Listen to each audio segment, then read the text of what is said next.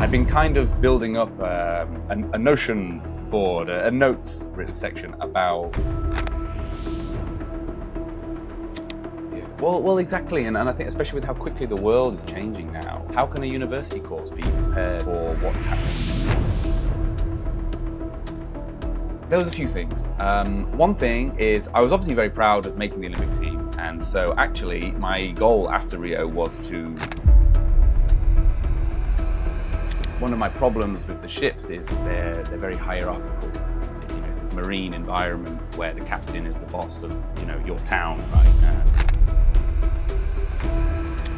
Or like people won't pay for my skills. Like I've got skill. I feel like I feel like I could offer something, but I don't know what that is, and people aren't going to pay me for that.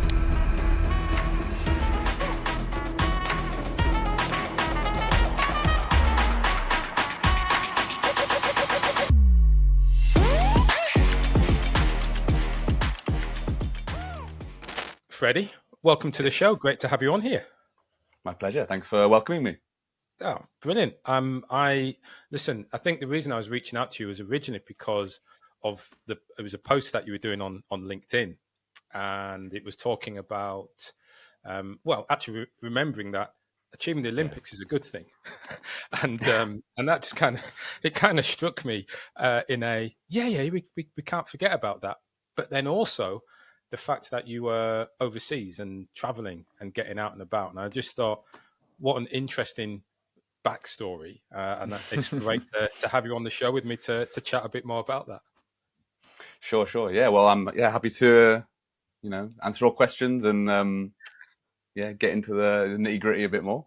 Yeah. Awesome. Well, let's go back to that post. If you remember sending it. And actually I should apologize to listeners because there's going to be both you from Sheffield, me from Leeds. So as we continue, we're going to sound more and more Yorkshire as we go through. I was going to say I've kind of neutralized, but I think, as I say, by the end will be full power Yorkshire. Right? Let's go. Yeah, it will. But yes, so it was a long post where you were talking about remembering that you achieved the Olympics and that in the Olympics, I can't remember where you came, but 19th, 20th? This post, yes, got it. And how the conversation around it and... Yes, that's right. Yes. Yeah, sure. Well, so that...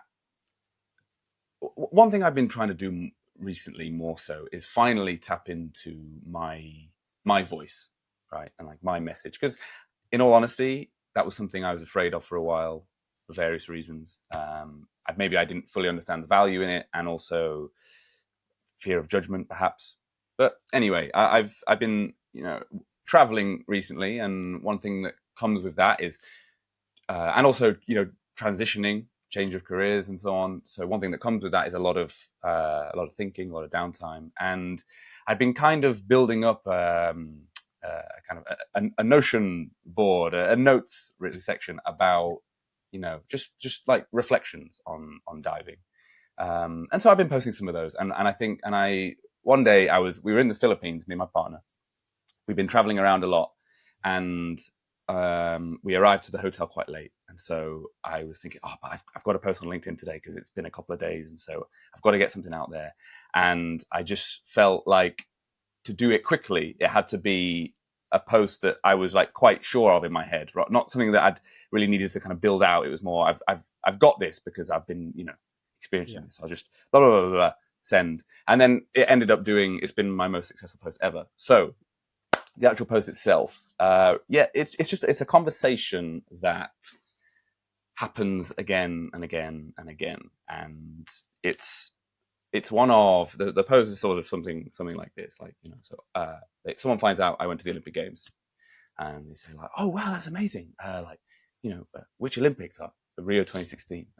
Like which sport? Diving, Oh, and where did you come? 19th. And then there's this like, oh, cool. That's still, it's still amazing that you got to go. Yeah. And then, so there was just always this very weird then situation where I think it's mismanaged by me because I'm kind of like oh, I have to now tell them that I came 19th, and they're thinking, oh, maybe you won a medal as a gold medalist, something, Yeah, something. yeah, And I'm like, 19th, and then they're like, oh, yeah, well, there's this whole status games and stuff, right? And people want to meet an Olympian, but they also particularly want to meet a gold medalist, right? So then maybe there's this like deflation in then the conversation, and it's just something. It was a reflection on this and how that conversation always made me uncomfortable. So despite achieving a huge goal of mine, which was to compete in the Olympic Games, yeah, I achieved that, and I'm super proud of it. But I wasn't, for whatever reason, I wasn't able to just take that and be completely satisfied with that. And yeah, I let my insecurity around what others might think of me, imposter syndrome kind of stuff, and I let that shape how I communicated to people. yeah, And I was, and then then there'd be this other thing where I'm trying to justify, like, oh, I came 19th, but I was like 1 point off the semi-final, and then if you make the semi-final, then you start from zero again, and anything can happen. And the guy who beat me was Olympic champion from London. All these kind of excuses, but I promise it was still a good performance. I was really good. Yes. Yeah, I promise. So really, this really kind of laughable Yeah. conversation, and I just found myself in that all the time, and this was, I struggled with that whilst I was still competing, and also, and then subsequently, and everything. And I mean, I'll be honest, in some ways I still have this issue, and it's two things. It's mostly it's like my own problem, really. I think I have to learn how to completely own that conversation. Yeah, well, that's right. Well, it sort of comes to me straight away, which is you felt that they cringed. I wonder how many people did they really cringe? Was everyone actually deflated, or was it you? Do you think it was still you projecting this sense of, but actually, it is a good thing? Yeah. Well, I think the honest truth, and this is why I don't want it to come across as an attack on other people, because it's completely human nature, I think, to respond in that way. And I think it's my responsibility to shape it, like you said. I think because I have my own uncertainties and insecurities that they can probably sense then. And so I think I'm the biggest culprit there, 100%.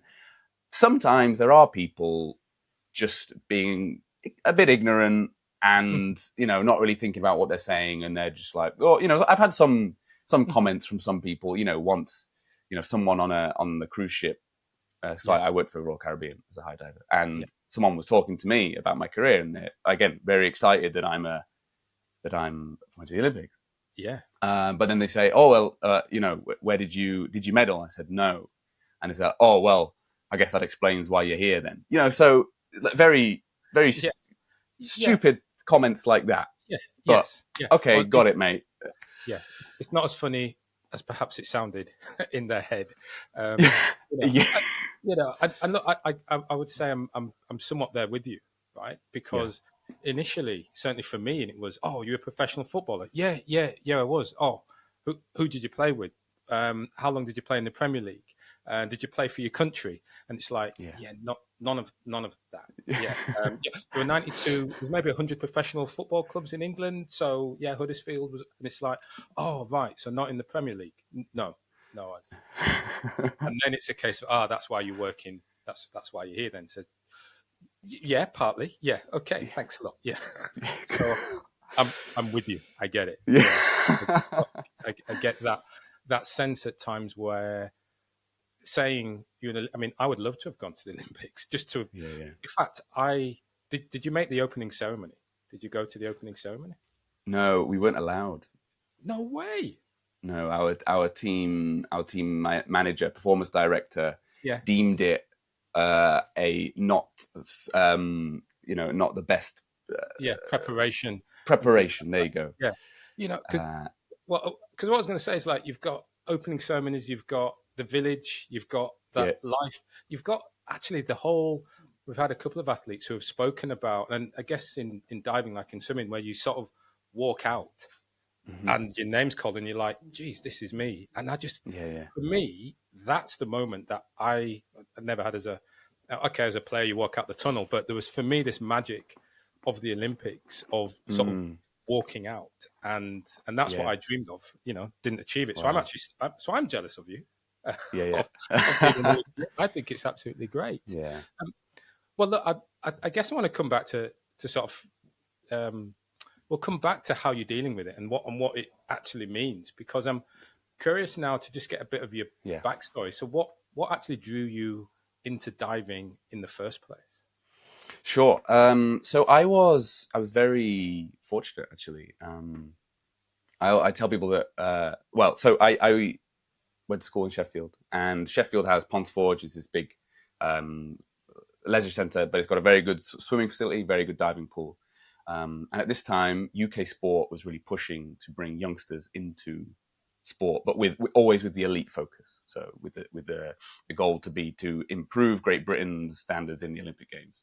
And it worked, because if you look at London, Rio, Tokyo, just Great Britain's results are incredible. And certainly if you compare to previous Olympic Games. So the funding that went into sport, into grassroots sport there, something I'm very grateful for, and it really did work. But anyway, we have the diving centre in Sheffield, so that's where they put some money into. They test lots of kids around Sheffield. They tested, if my memory serves me correctly, about 2,000 kids across the city.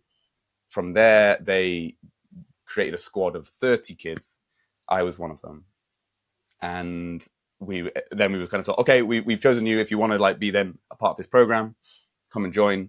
And we knew the mission really was from day one. This wasn't for fun. It was to sort of try and international Olympic standard, etc. Mm-hmm. So I was super lucky, and I very quickly connected with it, because I couldn't. I had very strange coordination as a child. So kicking a football, for example, was something I wasn't very good at. Although, funnily enough, around 8 or 9, it kind of clicked. And then, not that I was good, but the coordination kind of came. But it took me ages to figure out ball sports. It was weird. Yeah. So I was very interested in gymnastics naturally, and so I was doing a bit of trampolining. I wanted to start gymnastics, and then this Sheffield Diving Club comes along and says, we're testing for diving. If you get through our test, we'll offer you a spot in this squad. And I'm like, okay, I want to do it. Yeah. I want to be on that team. That sounds cool. So it wasn't this, deep philosophical decision. They just showed up, and I was like, that sounds cool. I want to do it. And then being kind of competitive, So that was where it all began. And, very quickly, within a year, I was doing 5-6 days a week. So, and this is at 8 years old. Goodness me. So it was very quickly, right, okay, you're in. Okay, let's go.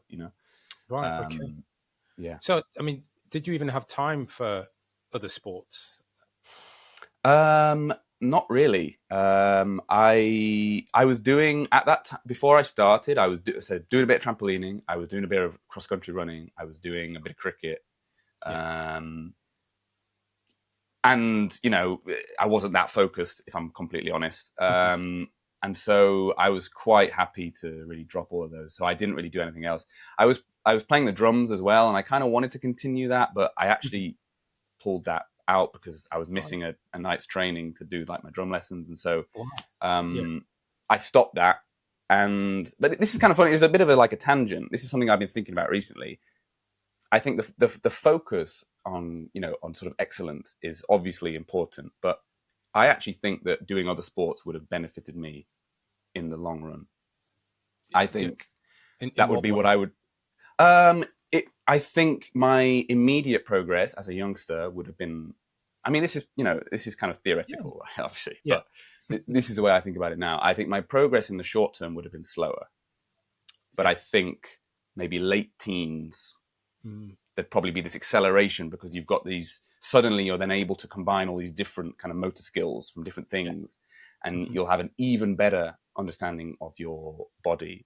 Diving is highly technical, so it has to be started from a young age, or you have to be doing gymnastics. It's not. You can't. For example, in your case, I would say that as a very successful athlete and a well-rounded athlete, because footballers have to be right. You've got to be. There's lots of skills going on there, and physical attributes and everything. However, it's very different to diving. So if you'd have started diving at, say, 20 plus, I think even though you're a high functioning athlete, again, this is just my theory, but I think your chances of becoming excellent at diving are very low. Yeah. But if you've done gymnastics or trampolining, something like that, something acrobatic, you can transfer very effectively. But it is one of those sports that requires like specialization from a young age. And adding other things to that, I think would help create like a more rounded athlete as well. But that's just a theory anyway. Yeah.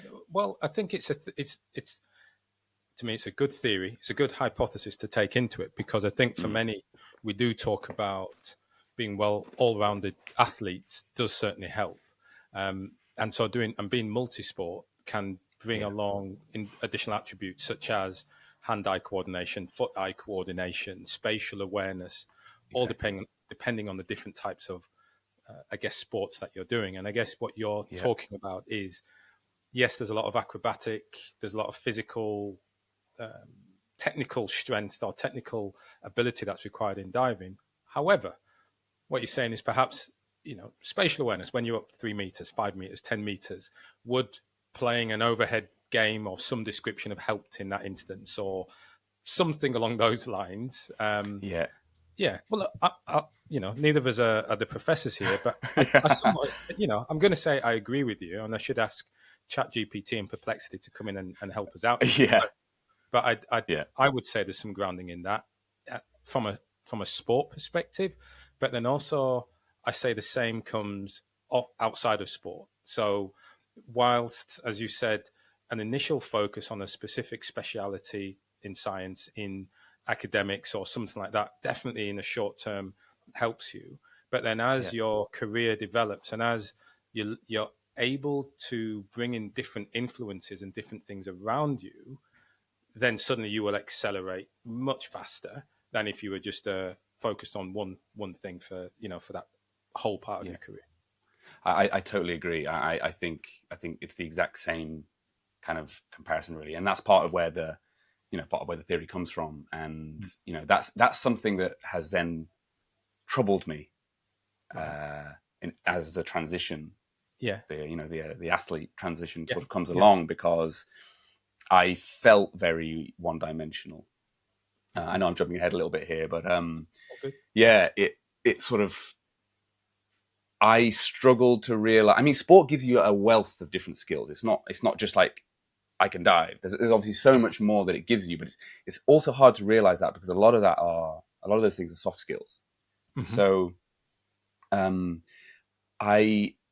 it's hard to really understand and realize your full value, I think, as an athlete, and particularly something like diving, where, one of the difficulties with diving is it's hard to build a career out of it. But also, unless you're fully focused on it, it's hard to also be very successful. So, you take someone like Tom Daley, huge success, obviously, and phenomenal athlete, phenomenal, I'm going to say, entrepreneur, like everything, phenomenal person. His documentary obviously came out recently, wonderful. But he's an anomaly, right? And so he was able, I mean, his performances, yes, were right at the top. And alongside that, he was able to develop his personal brand and, capitalize on the attention and so on, create businesses and opportunities. He did very well at that. So and there's a few other divers in the UK who have done similar things, not to Tom's level, but, they've won Olympic medals. And so the sponsorship is good. They've got, very good careers, right? Whereas, I came 19th in the Olympics. If I'd have been a smarter businessman, opportunist, I could have probably created a business opportunity out of that. But, that requires me to be either to have an exceptional mentor or to have exceptional skills while still, juggling the diving and everything. Which is, how can I be expected to necessarily just know that?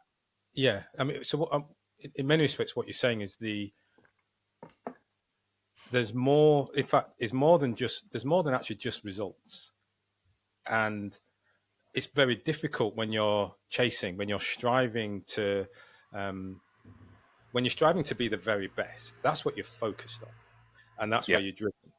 Exactly. And so, but even when you're there, and look, the whole reason, in many respects, why I started this podcast 150 50 odd episodes ago, was because even those athletes who reach it to the top aren't aware of their personal brand, aren't aware of how this actual opportunity that they have right now, it is possible to build that into something that can support them, well, for the rest of their life, but certainly move forward.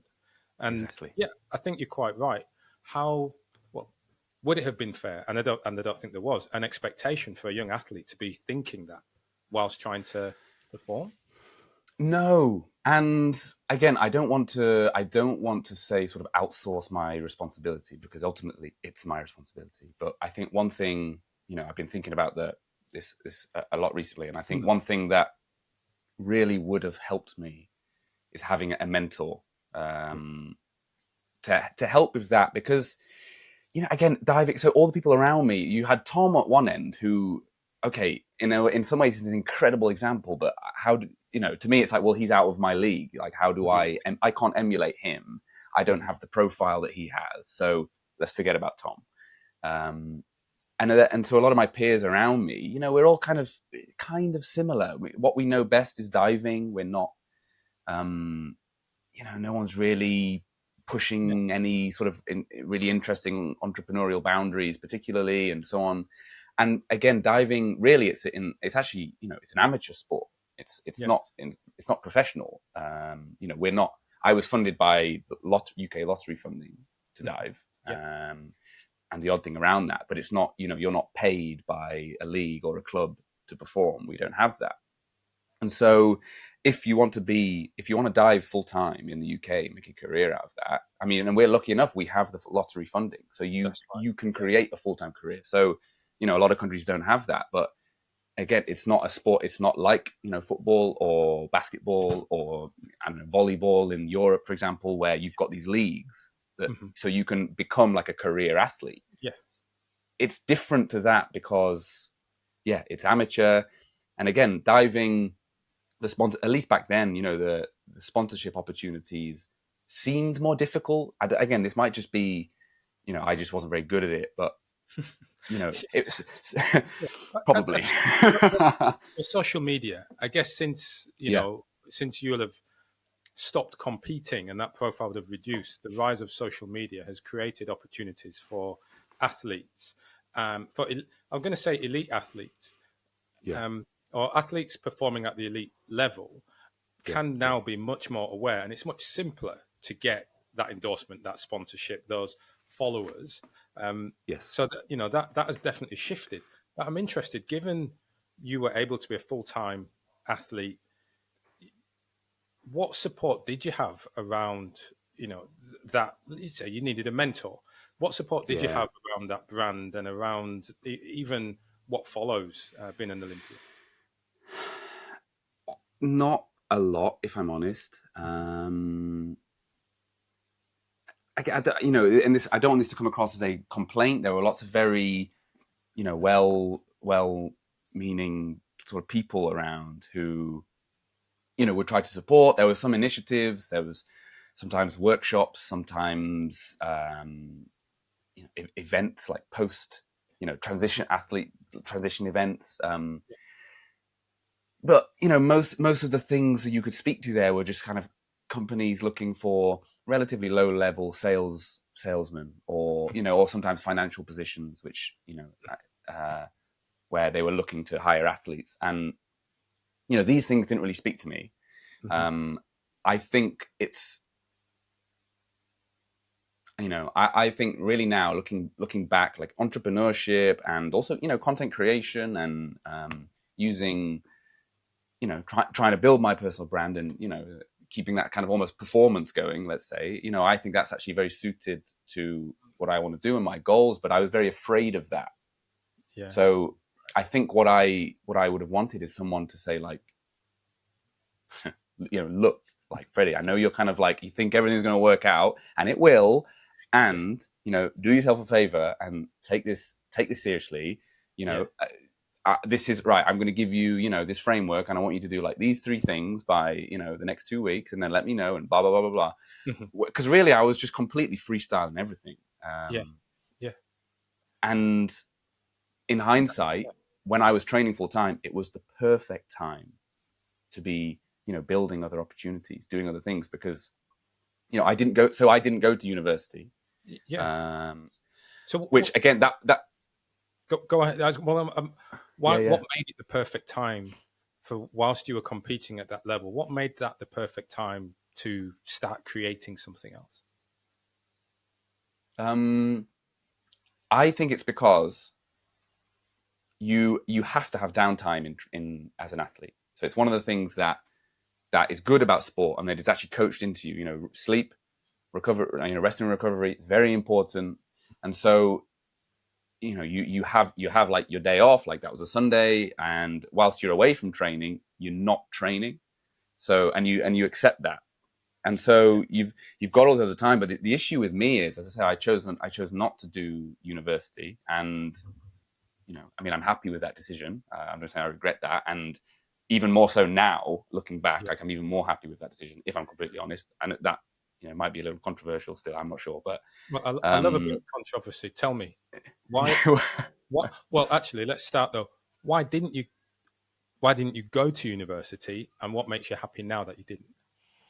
I didn't go because I wasn't sure on exactly what or why I wanted to go, and I had a concern that going would hinder my goal of making it to the Olympic Games. That was the only thing at that time in my life that I was sure about, that I wanted to. And also it wasn't actually about the Olympics. It was, I want to go as far as I think I can go in this sport. And do I believe right now that university is going to help me do that? And my decision at that time was no. Okay. However, I was relatively good in school. I didn't have an issue with grades, fortunately, and I had some half decent university offers. But okay, I go and study mechanical engineering, and then and then then what sort of thing? Yeah, interesting. So what? So why don't you regret that decision? So I had a chip on my shoulder for years about that, 100%. Like when people asking, oh, you didn't go to university, and like no, and this feeling of, oh, does that show that I'm like stupid, and I'm not claiming that it does. I'm just saying, like, this was my internal dialogue, telling that to me. And I was like, oh, does that? Oh, maybe no, I didn't go to uni. And then like, well, what did you do? I trained full time, and for a lot of that, I was living with my mum, and blah blah blah. Yeah. So I carried a chip on my shoulder about it, but I don't know. I just think now, unless you have a very specific goal of a certain career that you want to go into, I speak to all my friends, and almost none of them tell me the value they got out of university, other than meeting people.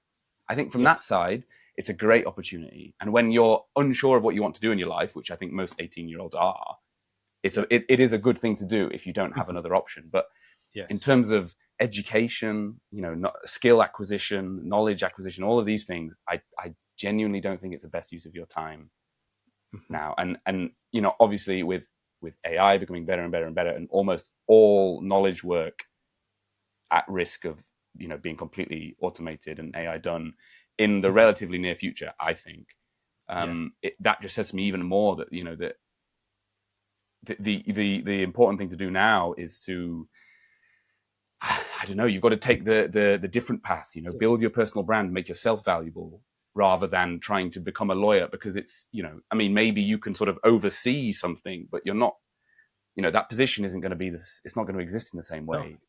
So it's all going to be very different. Yeah. That comes down to, for a playback, what I heard is, for you, certainly at 18, dream Olympics. I'm going to the Olympics.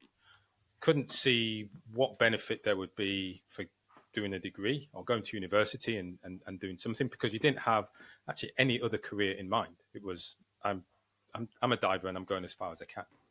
Yeah.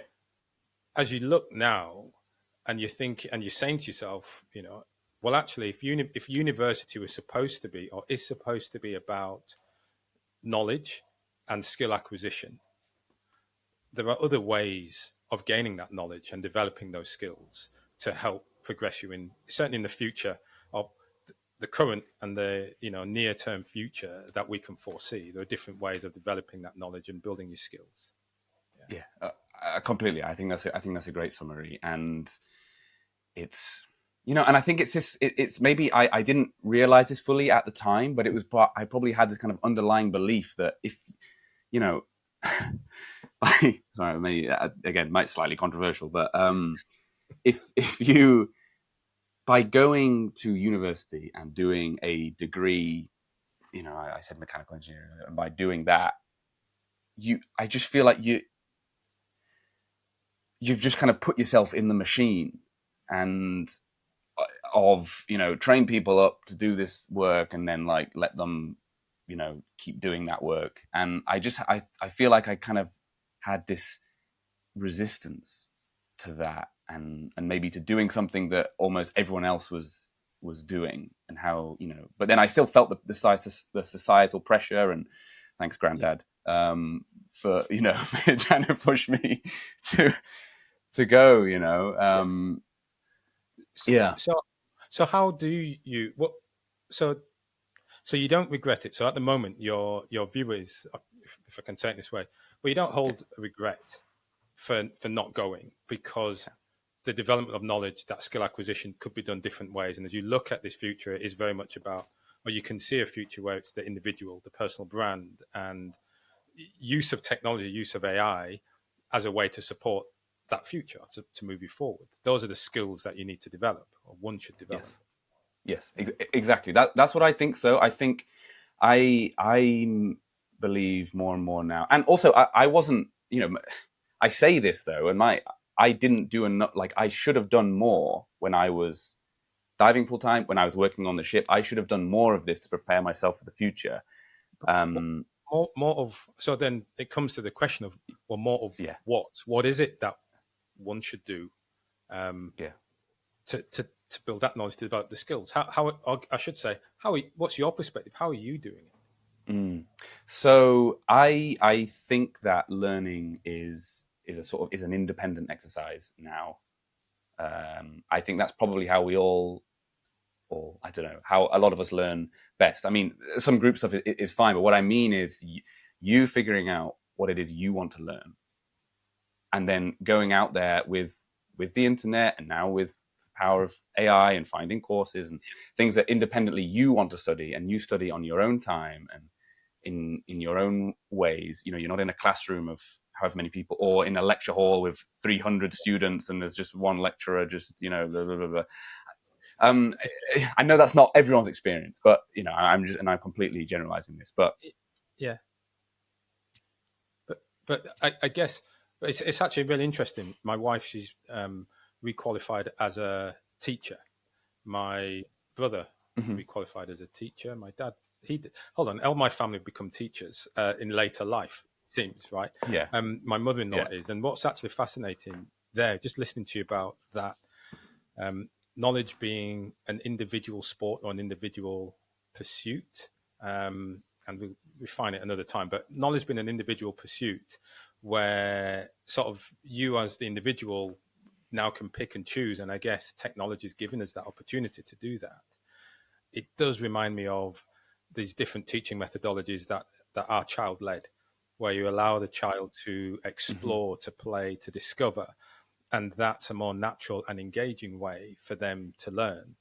And again, we're talking about our perspectives here. Neither of us are qualified truly in this, but we're getting a sense that, oh, well, maybe that's actually okay. And the number of people who learn stuff from YouTube right now probably is testament to the fact that it can work to a point.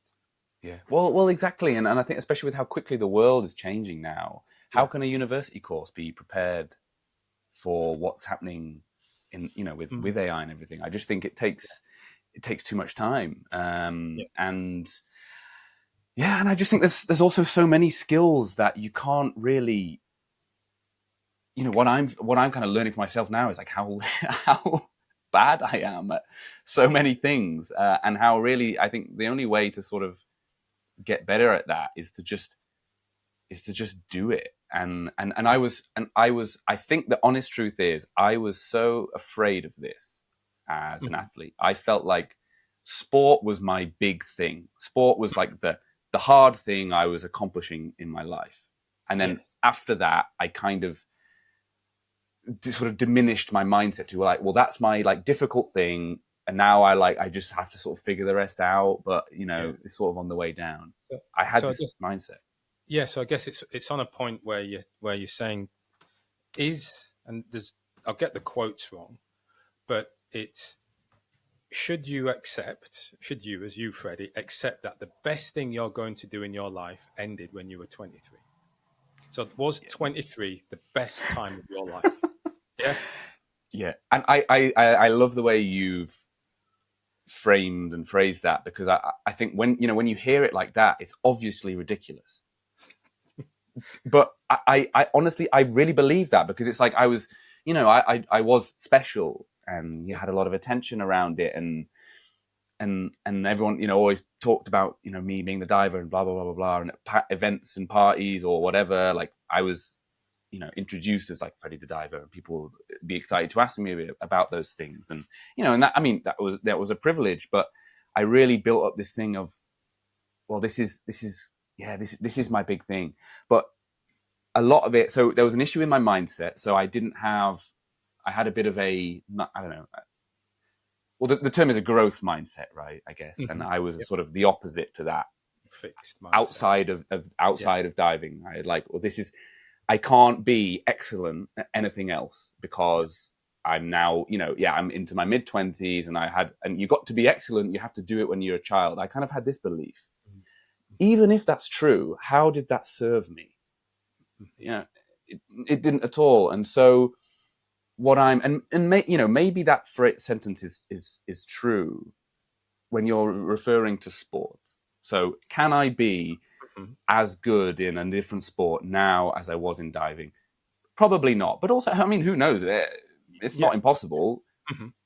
But I think Tim Ferriss isn't he trying to do some kind of, he's trying to do some archery challenge or something? Yeah, or? I think I jumped to Michael Jordan, and yeah, actually, well, yeah. However, even Michael Jordan, and I should qualify that, Michael Jordan went from arguably the best player of all time and commercially successful athlete of all time to actually a really good, a significantly better than average professional baseball player. Yeah. Right. So you still got this view of, okay, well, yeah, that was his peak, but he came down. However, I think, one of the bits that you're saying really is, if you have a growth mindset, and it's a question mark, if anything, if you have a growth mindset, does that mean you always have a growth mindset? And which means, so as you left diving, where you need a growth mindset, which is you need to be a millimeter better, right? For every dive, it's that type of margin. Mm-hmm. And then it's going and doing something else and going, oh no, I'm rubbish at this. Actually, nope, can't do it. And exactly. So for you, it's been flicking that switch that says, no, I've had a growth mindset before. Surely, how do I get my growth mindset back? Exactly. And that's it. Because the truth is, I was afraid. I knew what I'd put in to get myself to that point in diving. And I think I was afraid of sort of recommitting that to something else. That I was like, oh man, to have to continue in this trajectory, like that means I've got to like keep doing that for the rest of my life. So, there was a part of me that really thought like that. So I was actually, if I'm being completely honest with myself, really, it was kind of lazy thinking. It was like, oh, well, I can relax a bit. I'm outside of this, high stakes environment now. I can just like chill out a little bit. Yes. Yeah. But, that's just not, I wasn't being honest to myself about, what's actually important. That's right. And it is, again, as well, it's defining that success. And we should at least, touch on, when we're talking about those highs, and I know we use Michael Jordan as a global example, and that's more perhaps the nature of the sport and the commerciality of it. You went to the Olympics. You're a Commonwealth medalist. You're multiple. You were the best at diving in Britain multiple times. I mean, that's kind of cool, right? Yeah. And so being Freddie the diver, it's Yeah. very easy to say, well, of all of the school friends and my school friends' friends and family, if any of them dive in a sense of the word, you beat them. That's very good. And especially being in an individual, well, I know some are synchronized, but when it's a Yeah. single person diving, you, I have to assume, because I've never been an champion certainly in an individual sport like that, Mm. where it's like, geez, I'm okay. Good that you've got a team. Hopefully, you recognize coaches and stuff like that. But it's like, Yeah. I've done it. Boom, it's me. Yeah. Wow, I'm number one. Yeah. That must Yeah. that must feel quite Well, special. I think it does, and when it goes well, Mm-hmm. the the feeling of elation, I think, after a good diving performance is crazy, because I think a lot of that is relief. It's relief coupled with the joy of, and the like, yes, like winning or doing really well, coupled with, oh, thank goodness it's over. Yes.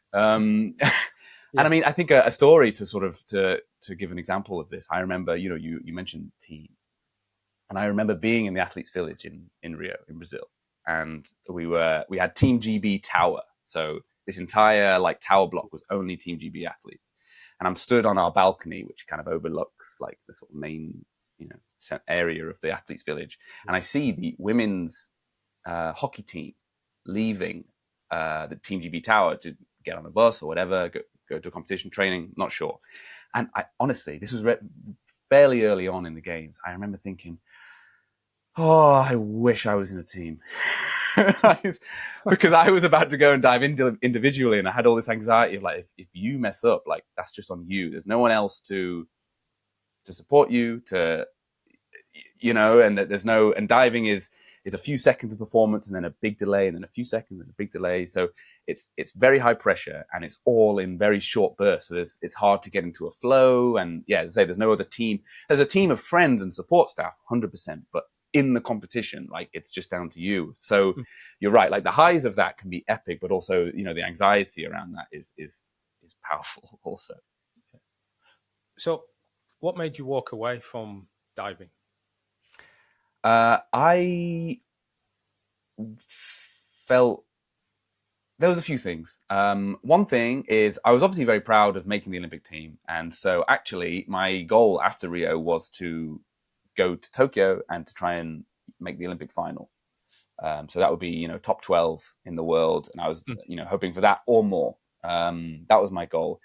And the big difference that I saw between me at that time and the top 6 in the world was mostly down to strength.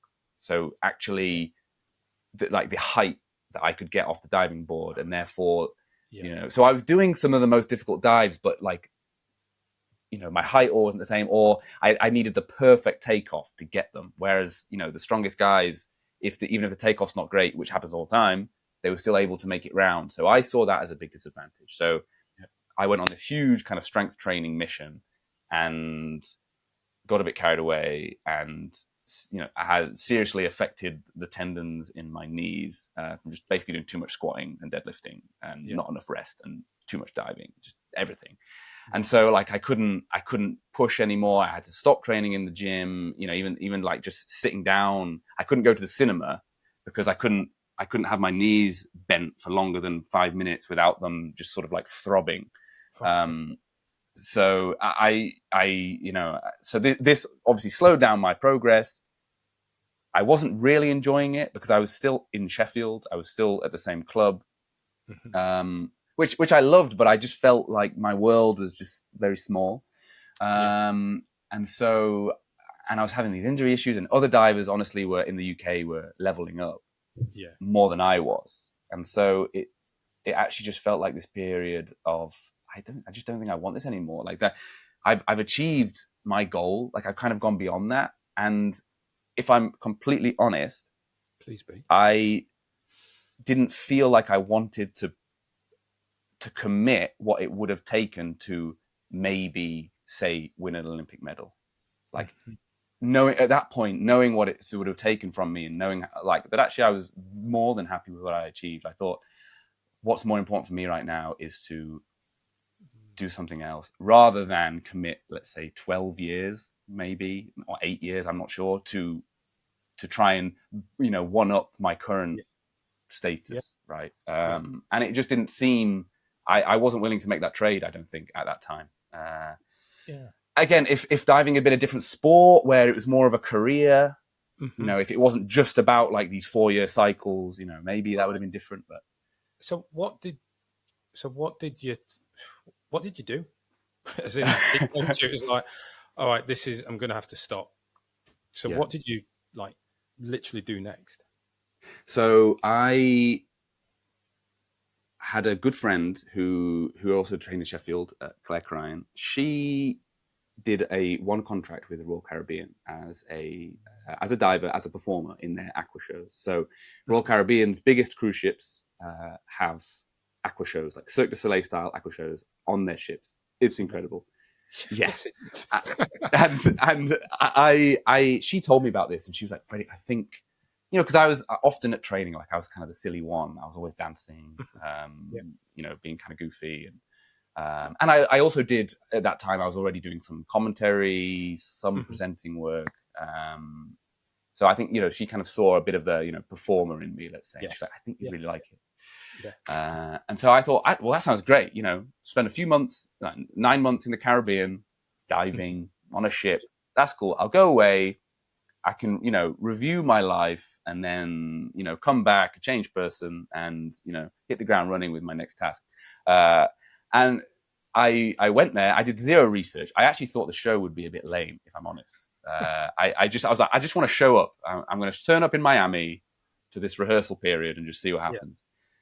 I mean, that was kind of funny anyway, because I happened to be the only non-Russian speaking male in our team. And I showed up with, these like all these Eastern European guys, and I'm this like young, like animated English guy, and they're like, who is this man? I don't know if that needs to be edited out, but probably a good. I'm sure one of your friends or diving colleagues was exactly like that. So it was an impersonation of him, so it's fine. It's good. Yeah, exactly. Well, and our performance director was Russian, actually, is Russian. Still. So anyway, and so I got there, and we did the rehearsals. It was amazing in this international team. Like, wow, actually, this is so cool. Became very close with the Eastern Europeans eventually, and then got to the ship, and I watched the show for the first time, and it was that was the oldest show they had at that time. I think there was 3, and this was the oldest, so it was the worst. Yeah, and I was like, this is insane. This is amazing. Like, I'm about to do that. Like, what? Yeah. It blew me away, and then I did it. I loved it. The other cool thing with the show is they have high diving, so that's like a different. It's like regular diving, but you have to land feet first because it's too high to land like hands first. So that was like a new skill. I was developing that, and it was cool.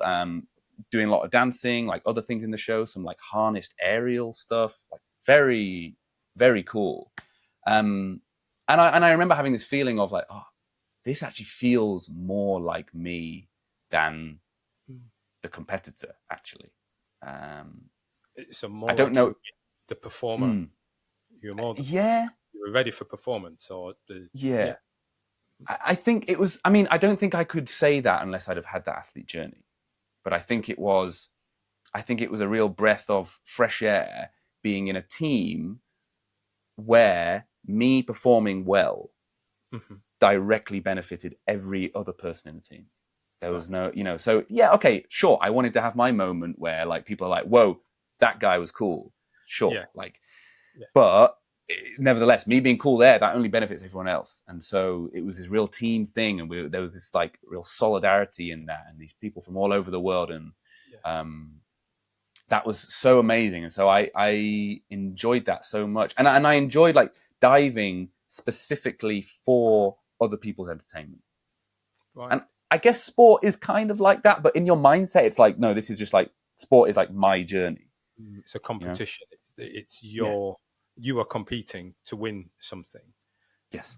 Whereas this was diving. Well, whilst you were previously it was a competition. Here you were entertaining. Exactly. And so you'd have 800 people on their feet after a show every night, like applauding you. Yeah. You're like, sick.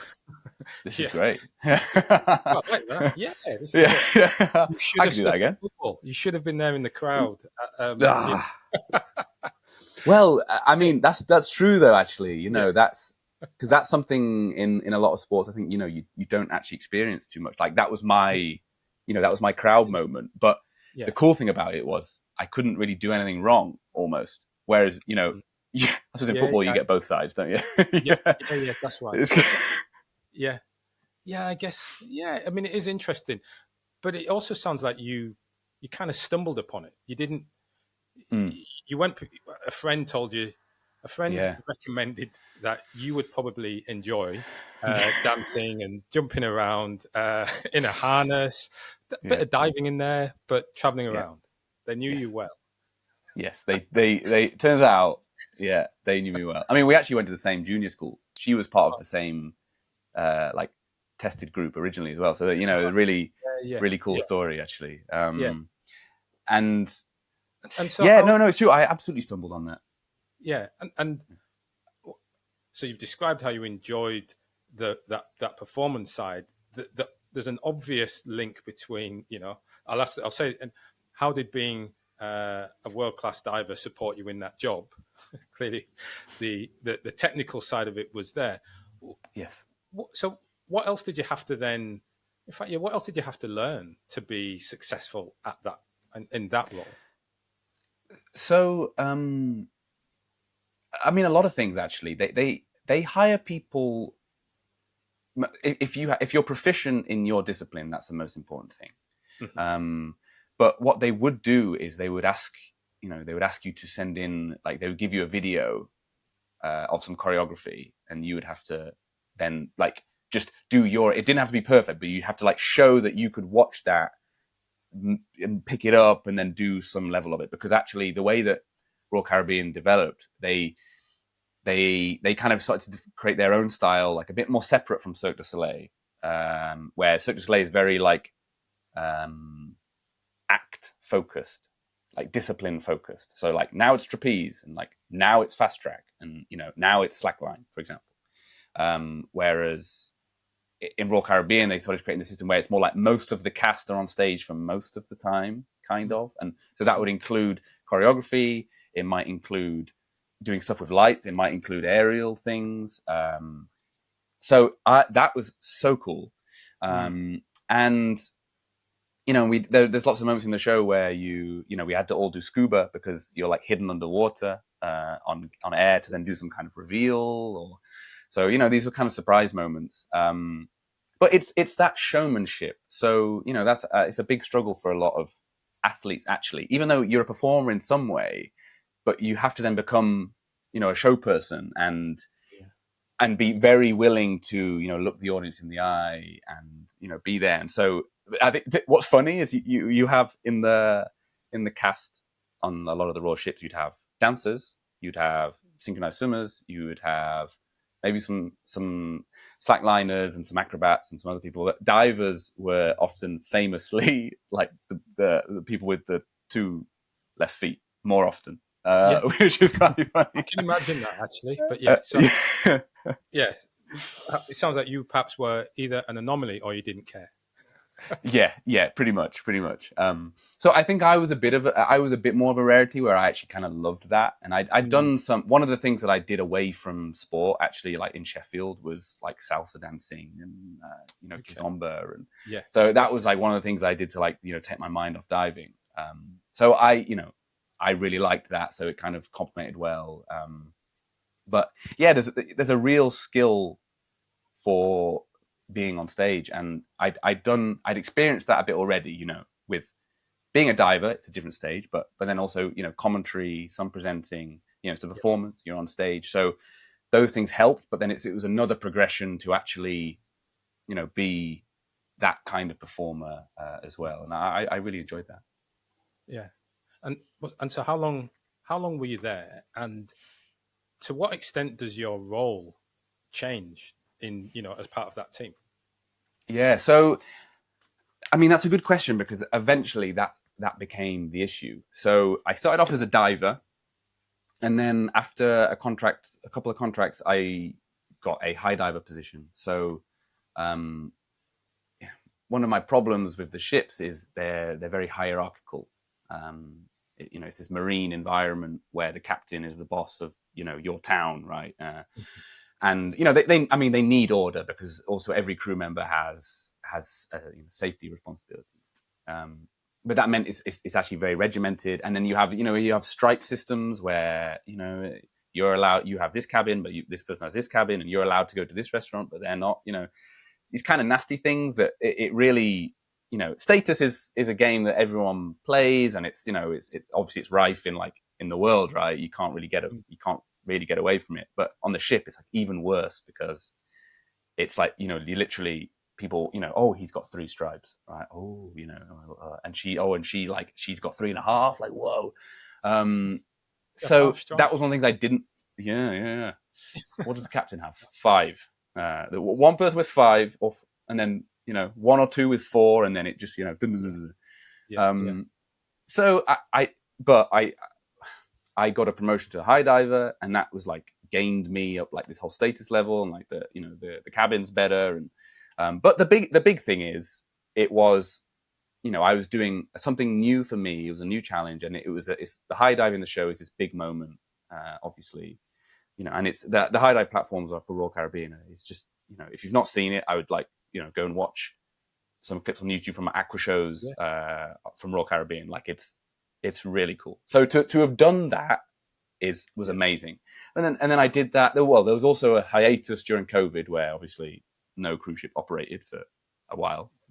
But then I came back to it because I met my partner there, and so she's a Japanese artistic swimmer. So we were in the same shows, and so we wanted to work together again. So we came back to it after COVID. We did 3 or 4 more contracts, and I had this high diver position, and so for a while that was really, really cool. And with my partner, I loved the show. But eventually, the ship life maybe takes its toll a little bit. You're confined really to a boat, and anytime you're on land, you have to be back by 4:30 p.m. because the ship's going to leave. And so that took its toll, and then also I couldn't progress any higher than I was. Within the cast team, like the high diver was on sort of equal footing with the other kind of highest positions, let's say. I mean, it's arbitrary, but it's the way it was. You were looking for the challenge. You were looking for a challenge. Yes, exactly. Did you explore anything else on the ship? So where I've made the mistake is I've always been interested in other things, and so a lot of that was music, languages, but what I never did was look at things from like a business mindset. So I was always doing activities that interested me, which I mean, that's not a bad thing to do, right? But I wasn't building a long-term strategy for how I could, I don't know, maybe monetize my interest or work on something that could give me an income outside of diving. And again, the ship was an even better environment to do that, other than the fact that the internet connection is not good and expensive. That's a problem, actually. So that made personal development kind of hard. So I chose, but there were lots of instruments lying around, and I bought like a little like shrunk like acoustic bass guitar and stuff like that. And I was studying Japanese and blah blah blah through books, and so I was doing that, but I didn't have this plan of like, but okay, when I finish, I'm going to like execute this, or I'm going to build this business. So when almost a year ago to the day, me and my partner, we finished our contract, and it finished in a bit of a weird way. We weren't quite happy with like how it ended, and we just made this very snap decision, both of us, like, we're done. That's it. Yeah. No more. But without a plan. And so I think a lot of people will be like, you're crazy, because everyone's advice is, if you're trying to set up a business or something, wait till you've got 3 months worth of income that's like the same level as your salary or more, and this kind of like good good plan kind of concepts. well Yes. performing. Yes. Exactly. And obviously I didn't have that. And so, yeah, we just made this decision. But in a way, it's been incredible because it forced me very quickly to kind of like snap out of my daydream where I was kind of like, yeah, relying on diving still and like everything will work out, And I Right. believe that as a principle, but you, Mm-hmm. you've got to take action. You can't. Yes. And Yes. and again, like shifting this growth mindset that we were talking about Mm. before, I was still had this like idea that like, well, but once I leave like the performing life, because that was a good job, Yeah. and and it paid reasonably well, like what crazy, but So, reasonably well. so what made You it a don't pay good job? tax, like blah, blah, blah. That Well, I loved it. Number one, yeah. I like that was the biggest thing. I loved it, and it was a challenge. Like it was, I mean, it was super super scary also, Yeah. and entertaining people, being in teams of like my last cast was 30 people, and within those 30 people there were 14 different countries Yeah. represented, and Yeah. within the ship environment itself, Yeah. there's often up to around 80 different nations represented. So like that's like amazing. Like what kind of it's very difficult to pay for an experience that gets you that kind of So true. access to Absolutely different right. people. Yeah. So yeah, that was so valuable. Yeah. And then It's it paid. Go on. Keep going. Yeah. Well, just that it did pay well, but the main thing that you pretty much just pocketed everything because you don't have living expenses, you don't pay for food unless you want to go to a restaurant, you don't internet you pay for, but whatever, that's one thing, and then you don't pay tax if you're not American. So that was like pretty cool actually. Yes. Yeah. Yeah. Yeah. It is. Well, it's interesting. If we're doing a career diagram, we'd be looking at: are you good at it? Do you love it? Will you get paid for it? Are people prepared to pay for it? Does the world need it? And all of those things, and you were right in that center spot. You'd made Yeah. it. Ikagi, Yeah. Ikagi. I'm going to get it wrong. It's going to sound awful now, but you Ikigai. Ikigai. There you go. Thank you. There we go. You're Japanese. That should be Yeah. your part Japanese. There we go. I could see the letters, but not the pronunciation. But yeah, so you were there. You'd nailed it. Yeah. So you and your partner walked away from that. Yeah. So, but well, I guess it started to overlap less. So let's, which is, Yeah. you wanted something new to come with it. But I guess you left without a plan. Yeah. And so, again, what did you do? So it began with travel. So we both went to our own respective countries, like UK, Japan. And then a couple of weeks later, I saw family. A couple of weeks later, I go to Japan, and we travel around Japan for a couple of months. And then we have some other, like we come back to Europe, and we did a trip with my mum actually together with my partner and her fiance, and loads of things like that. Saw some friends, so until about August. So this is April to August, we just traveled pretty much. So that was really cool. But then I had this, even though in some ways it makes you seem like I'm so kind of like, laissez-faire and like, let's just stop this and, we'll figure it out. There's part of me that's like that, but I still have a lot of anxiety and there's a lot of internal dialogue going on. So whilst I kind of sort of thought this, I was also like, but what are my skills now? I've walked away from this. Like, what do I do? One idea I'd had was to maybe go into the creation side of shows. But, and so like, that was my fallback plan from when I was, like actually performing. It's like, well, okay, I can probably go into like the creation side. That makes sense. But it felt like I was kind of just, making an assumption rather than making an active choice. Like, this is what I'm doing, if that kind of makes sense. So even when I walked away, like I had some conversations, but I like wasn't really that excited about doing that. And so then I was like, well, so what can I do? And I really beat myself up about that for a while. And one kind of mistake, but kind of not, that I made was not valuing the skills I had acquired enough, not like really sitting back and journaling and figuring out like, okay, but what can you do? What do you like? What do you want to do? What do you want to achieve? I kind of skipped out a bit of that for a while and just thought, I don't have skills. Like I need to learn something. And in that time, I thought, well, the smartest thing I could like put my attention towards now is probably, generative AI.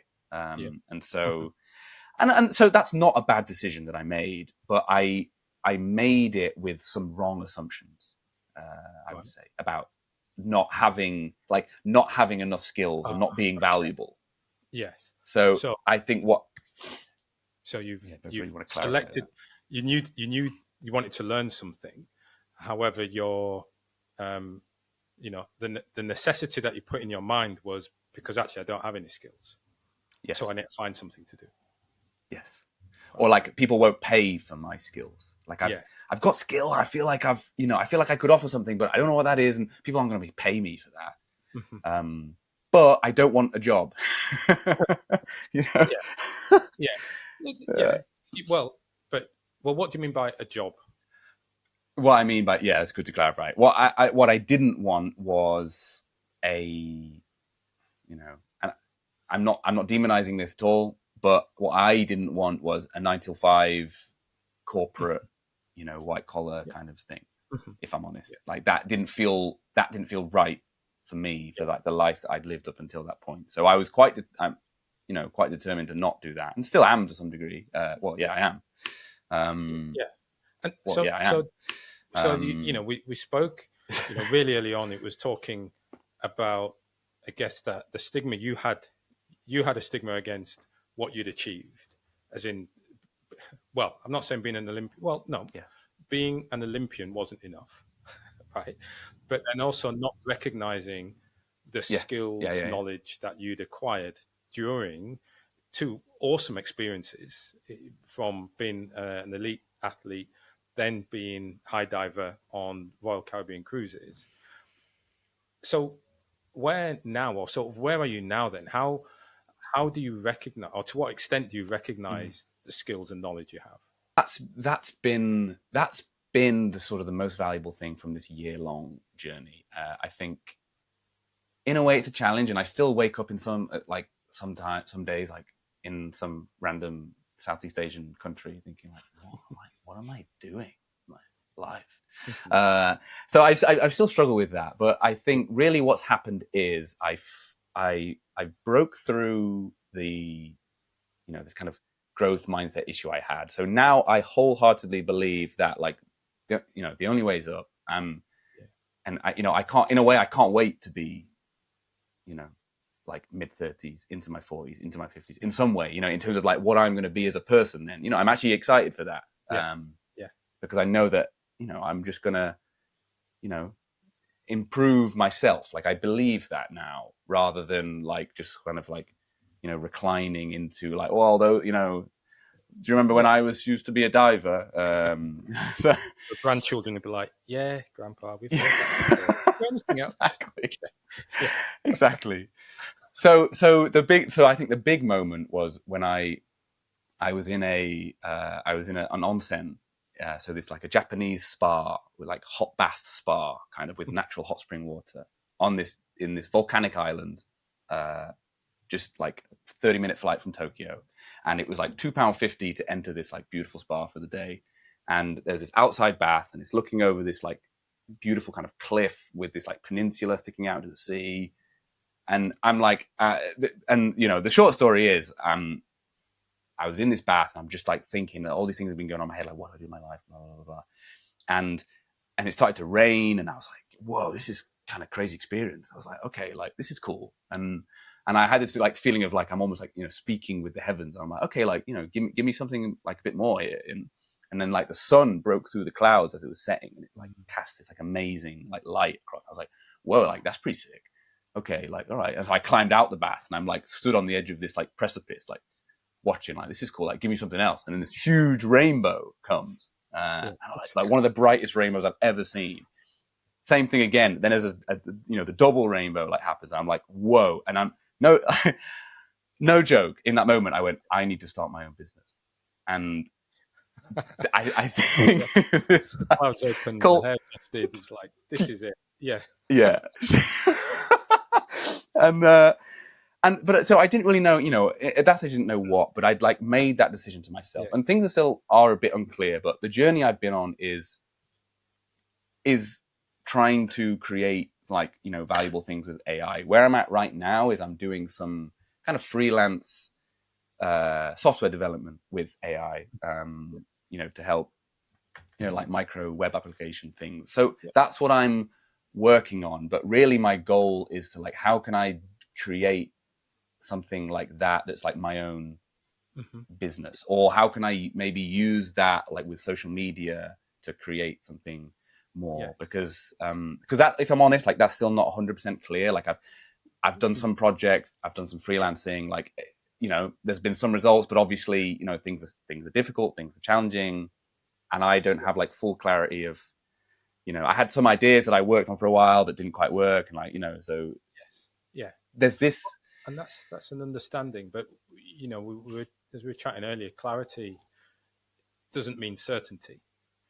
But what you got at that magical moment, and you're gonna have to get the transcript of this and create that and put that and create that into an image, because that, or even a video, that is going to be an awesome video generated from the transcript of this conversation, because what you received, what you had at that point was a clarity and a vision on, I'm not having a job. I'm doing a business. It's going to be in a business. It's in this future technology, and you talk about an excitement of, well, what you described as being older is very much starting to achieve the dream beyond that journey, and so you're excited about who you're going to become, rather than what you're doing, or or the job you've done, and that I think is powerful, and as you say, that's a journey that is going to wiggle, but you're excited about who you're going to be, and I think that's a great sense.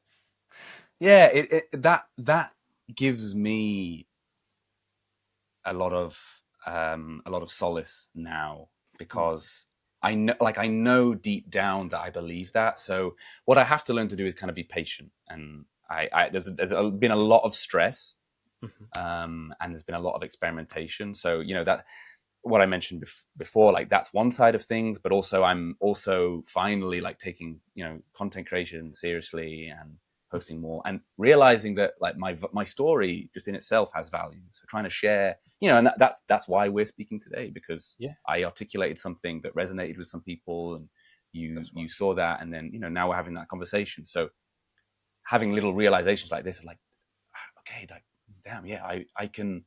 There's some stories that are interesting, and so there's that. So I'm hoping, and me and my partner are experimenting with a couple of different social media channels as well, and because we're traveling a lot, and we both love food, so like that, we're experimenting with that, and we've had some growth, which is kind of cool, and also I'm going to be commentating at the World Championships, the World Aquatics Championships in Singapore in July.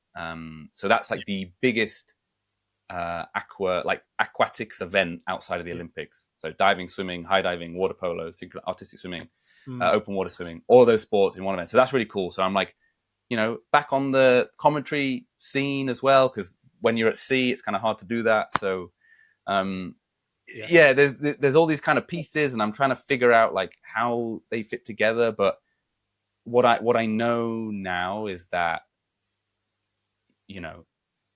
slow, like steady progression. Each do one thing every day that just slightly progresses my goal. And I think the other thing that's really stressed me out is this whole concept of like shiny object syndrome.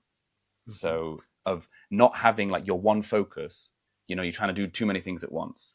And this is where I'm at right now, is like trying to balance that. Like, what's right for me? Because I feel at the minute, like things are a little bit all over the place, because I'm working on this, and even, with an old diving partner as well, we're actually, we're going to launch our own podcast together. Yeah. So that's super exciting. So doing that and my own social media, and then like trying to still do like my development work and blah, blah, blah. So it's a little bit crazy. So I'm like, am I making a huge mistake by being like this? Or is this the discovery phase? Yeah. So I'm trying to, partly trying to figure that out. Well, I mean, it's interesting because I ask what would be wrong? What's wrong about the portfolio? What's wrong about having these different avenues that you are exploring where they continue to juggle? Because well, there's, you don't have something to commentate on every week, right? I mean, you wouldn't. No. Which means it that's can't true. ever be lumpy. So it's like, well, that has to be lumpy in order to do it. So that means something else. There might be something else that might be a constant flow, but then it probably means there might be a couple of other lumpy activities or avenues, at least have the capacity to explore those. So it's one, and I often, when I'm, speaking work with individuals, it's like, well, why is that a bad thing? Maybe that's actually just the way it is. What would it take for you to come to terms with that? And as athletes, we spoke about it earlier. You started at 8 years old, prioritizing one thing above everything else. But that got you to be the best in Britain at it. Mm-hmm. But there's no longer that singular focus. You don't need to be the best in Britain at this next thing. So it's kind of don't want to be. Yeah, you perhaps don't need to just have one thing. You can do all these other stuff. Yeah, well, exactly, and I mean, I really agree with you. So it's an interesting sort of balancing act right now, because I also in the back of my mind is that I want to make sure that I'm giving what I am trying to do, giving that the best opportunity to be successful. So I think there is a bit of a balancing act, but I agree. I think I've always, one of the reasons why I walked away from diving is because I had other interests. So that's kind of like where I'm at right now in a lot of ways, is to, have an opportunity to experiment with these different things. Yes. It is a question I've asked others. Could you have achieved what you have achieved in sport alongside having all of those other interests? Yeah, it's a really good question, and I've thought about this a lot. Obviously, who knows? You can't rewind the clock, and in part my answer is I wouldn't want to, because I am very proud of what I achieved, and so I wouldn't, if I change that and jeopardize that, I wouldn't want to do that. And so, maybe the choices I made of no university, etc., and staying like training Sheffield, maybe that's exactly what I needed to do. And there's definitely a part of me that feels like, and maybe university probably wasn't the right thing for me, but if I'd have, at the time that I was diving, if I'd have spent more time, because I did some stuff, but it was little things. But if I'd have gone into like done my own like programming course, for example, and got stuck into that, or like really taken music seriously and make content around that, for example, like something like that, I believe that actually that would have helped me, because one of my biggest issues as well was like my brain just didn't stop. Like if I had a bad training session, I would just like think about how terrible at diving I was and how the world was going to end. And so that wasn't helpful. So I think if I'd have had another focus like that, it would have also taken me out of my own head.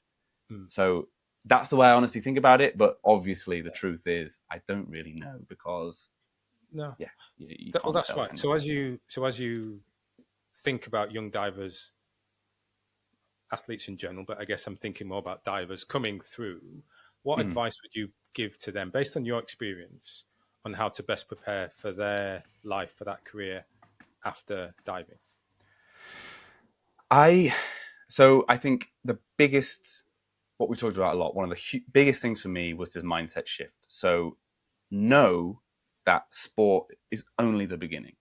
Like, know that from the get-go. This is just a start for you. Life is going to be this super exciting journey, and this is just the beginning. So be ready for that, and don't think that what you're doing right now is the pinnacle of everything.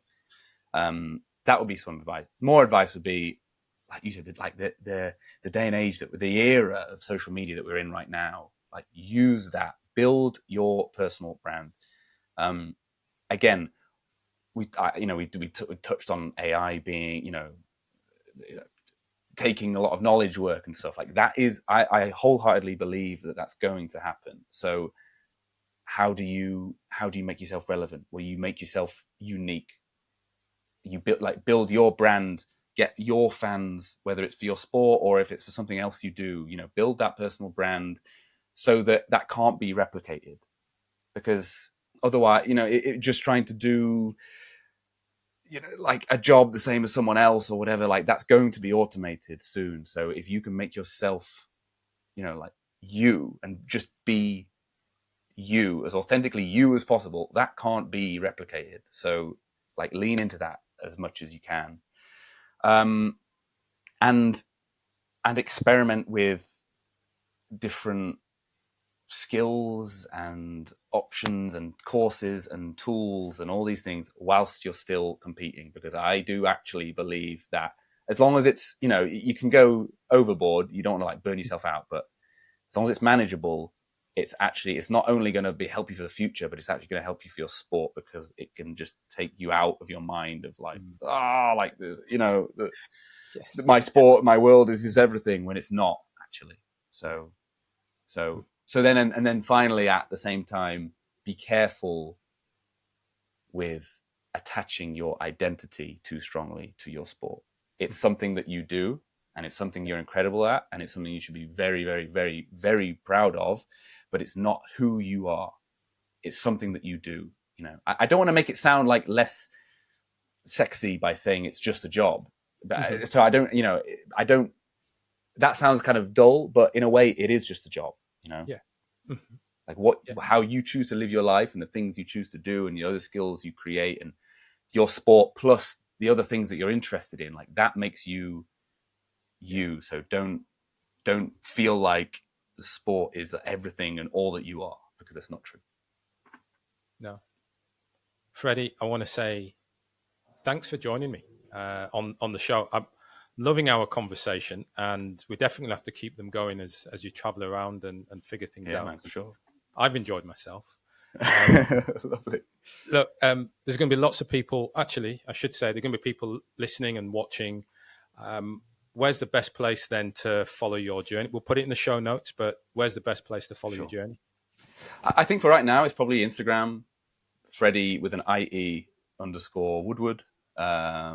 And, also, like LinkedIn as well. Freddie Woodward, OLY, blah, blah, blah. And